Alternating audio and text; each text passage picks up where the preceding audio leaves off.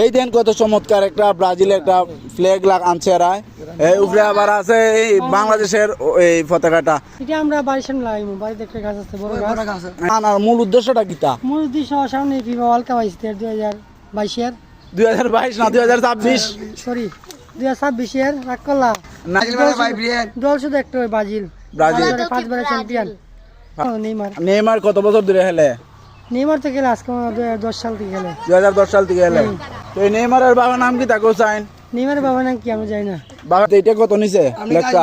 250 টাকা নিছে এটা। 250 টাকা। এই কঙ্কইটা কত কঙ্কই? এটা 400 টাকা হইবো। 400 আর এটা? এটা লই 250 টাকা। তো 250 আর 400 650। 5 টাকা হইবো। 2026 সালও 650 টাকার রুজি করতে কিরম কষ্ট হয়? কষ্ট তো মোটামুটি ভালোই হয়। নিজেরাই এদিন পরের গান তোমরা গাও, এটা কি ঠিক? না রাখলা এই যে ফ্ল্যাগটা, এই ফ্ল্যাগ টাঙ্গাইতে রাজন ভাই রাগুন টিজিয়া ফুলাইতে টাঙ্গাইবই। চিন্তা করো এরা কিরম পাগল ভক্ত। আজকে কত বছর ধরে তোমরা ব্রাজিল দল করো? 5টা স্টার দাও। কত ভাই 5টা স্টার? 5টা স্টার, এই 5টা ঠিক আছে। কত বছর ধরে করো দল? আমি 2010 সাল থেকে এরা বুঝি।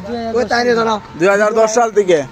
তার মানে নেইমারের খেলার বয়স আর তার অভিজ্ঞতার বয়স সমান। তো সবাই ব্রাজিল ভক্ত যারা আছেন এরা লাইক কমেন্ট করে জানাবেন 650 টাকা ইনভেস্ট করা এটা কি যুক্তিসঙ্গত হইছে না কিতা? না ব্রাজিল মানে একটা ব্যান্ড, ব্রাজিল মানে শুধু একটা ব্যান্ড, ব্রাজিল ছাড়া কিছু নাই।